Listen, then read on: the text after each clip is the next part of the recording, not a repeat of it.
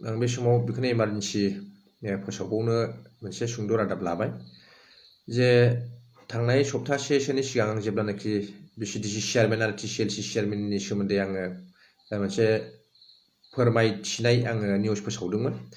बेयाव 10 पास आरो 12 पासनि खोथा आरो महिलाफोरनि थाखाय 33%, एसटि एससिनि थाखाय 10% आरो फिजिकेलि हेन्डिकेप डिसेबिलिटिनि थाखाय 10% बेबायदि आङो जेब्ला निउस फोसावदोंमोन दाखालि, बे निउसखौ नायनानै गोबां चेयारमेन एप्लाइ खालामनायफ्रा डकुमेन्टस गथायनायफ्रा आंखौ गाज्रि मोनदों, गोबाङानो गाज्रि मोनदों। आं आन्दाज मोनगासिनो दं लामाफ्राव बिथांमोना आंखौ नाया खालामो, मोसिं खालामो आरो बिथांमोननि हिन्जावफ्राबो आंखौ बिदिनो नाथ्रोद बुङो लामाफ्राव, बिथाङानो निउस हगारबाय थानानै जोंनि मोननो गोनां चेयारमेनखौ मोनहोआखिसै एबा मोननाय नंला होननानै। दा बिथांमोना आंखौ गाज्रि मोनदों। बिनिखायनो आं बेखौनो बुंनो सानबाय जे बेयावहाय गाज्रि मोननायनि गोनां जेबो बिसय गैया। जि गाइडलाइनखौ बानायदों बिजेपि, इउपिपिएल आरो जिएसपि, दा बिथांमोनासो बानायदों। आं फरायनानैल'सो रायजोफोरनो क्लियारै मिथिहोदों आरो बेबायदि होननानै। दा बेखौनो जुदि गाज्रि मोनोबा बेयो गोरोन्थि, मानोना बे बिटिआरआ इडुकेसनेल इनस्टिटिउटखौनो लानानै फैजोबदों। सोलोंथाइनि गोनांथि दङ। बे बर'लेण्ड टेरिटरियेल रिजन, बेयावहाय सोलोंथाइनि बिफानखौ लानानै फैजोबदों आरो बिनिखायनो बे सोलोंथाइखौ जुदि मान होनो रोङाबा अब्ला बियो गोरोन्थि जागोन। बेखौहाय जोङो गाज्रि मोननानै जेबो लाब गैया। जेनेबा खोथायाव जों बुंबाय सोरबा 12 पासआ एप्लाइ खालामदों, बियो मोनाखिसै। जेनेबा 10 पासआ एप्लाइ खालामदों, बेबो मोनाखिसै। जुदि 8, 9 पासआ बा 7 फरायनायफ्रा जुदि मोनोब्ला अब्ला बेखौ बै 12 एबा 10 पासआथ' आरटिआइ खालामखागोन। बे आरटिआइ खालामनानै जुदि बेखौ एफआइआर होयोब्ला अब्ला बै जाय मानसिया नन मेट्रिक एबा 8, 9 बिथाङा जुदि चेयारमेन जादोंबा बिथाङाथ' ओरैनो एफआइआर होनाय लोगो लोगो जेल जानांगोन गाइडलाइननि मथे। अब्ला डिसिआबो फाइनाल एप्रुभेल खालामनायनि थाखाय बिसिडिसि चेयारमेननि थाखाय अब्ला बिथाङाबो सासपेनसन जागोन, कमिटियाबो बोराबजानाय जागोन, हेरेसमेन्ट जागोन। बेखौ बुजिनानै क्लियारेन्सखौसो आं फोसावदोंमोन आरो दा बेखौनो गोबां मानसिफ्रा गाज्रि मोनदों। दा बिनिखायनो आं बिथांमोनखौ इलिटारेट होननानै आं बुंबाय। जायफ्रा बे बिसय निउसखौ होनायाव गाज्रि मोनदों बिथांमोना इलिटारेट पार्सन होननानै आं बुंबाय। मानोना बिथांमोना सोलोंथाइनि बिसय सिन्था खालामनो रोङा।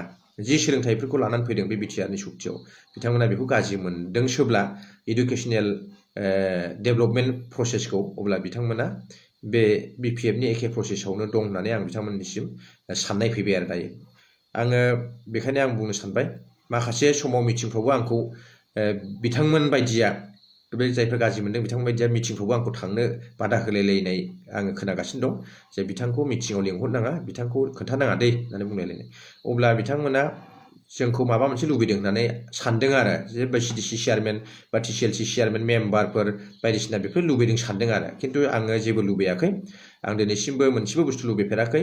बिपिएफनि समावबो आं लुबैफेराखै, बिजेपिनि समावबो आं लुबैफेराखै, कंग्रेसनि समावबो आं जेबो लुबैफेराखै आरो आङो रावनिबो केन्डिडेटनि न'आवबो आं थांफेराखै।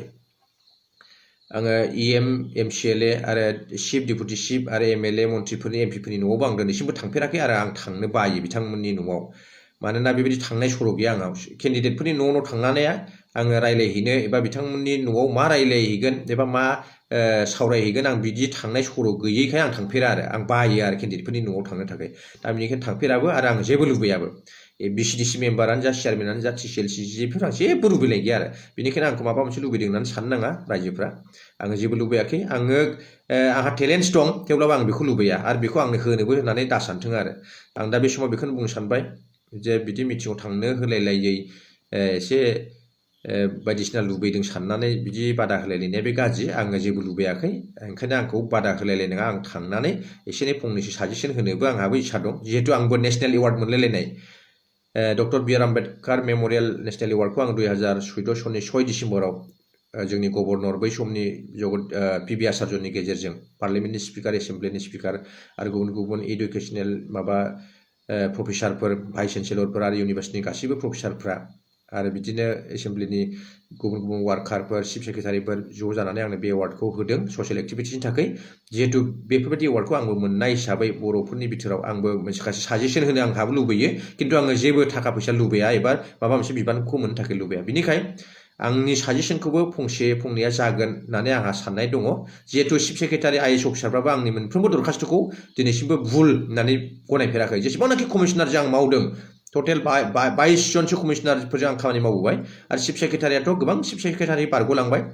आं बिथांमोनजों मावबाय खिन्थु आंनि लिरनाय बायदिसिना दरखास्त'फोरखौ बिथांमोना भुल होननानै बुंफेराखै बिनिखाय आंहाबो माखासे साजेसन होनो हानाय अबिगथा दं बिनिखायनो बिथांमोना जाब्लाबो जाया फंसेब्लाबो खोनासंनोसो हायो आरो गोसो जाब्ला जिहेतु इडुकेसन डिपार्टमेन्टनिफ्रायनो आङो सेलेक्सन जानानै एवार्ड मोननाय मानसि बिनिखायनो आं खावलायदों जे बिदि गाज्रि लुबैदों मादों होननानै आंखौ साननो नाङा आङो जेबो लुबैयाखै बिनिखायनो बे निउसखौ जिहेतु होदोंमोन आं दाखालि बेखौबो गाज्रि साननाङा बे थिगानो बेवहाय जाहाथे गोरोन्थि खालामा गोरोन्थि जायोब्ला बिदिनो बे गोरोन्थिया थालांबाय थायो जाहाथे बे गोरोन्थिफोरखौ जों खालामनांला बे गोदान सरकार सोलायनायनि गेजेरजों बेखौनो आं बुंबाय आरो रावबो भुल बुजि दाजाथों जे बे मेसेजखौ साननानै आरोबाव भुल दा सानबावथों जे जाय गाइडलाइनखौ बिजेपि जिएसपि इउपिपिएलआ बानायबाय बे बाहायजाथोंसै आरो इसोरनि अननायनि गेजेरजों बे बिटिआरआ जै मै सलायलांजाथोंसै आरो बे कारापसन फ्रि एबा कारापसन गैयै सरकार जालांथोंसै आं बेखौनो इसोरनियाव आर'ज गाबनानै बे फंनैसो बिबुंथिखौ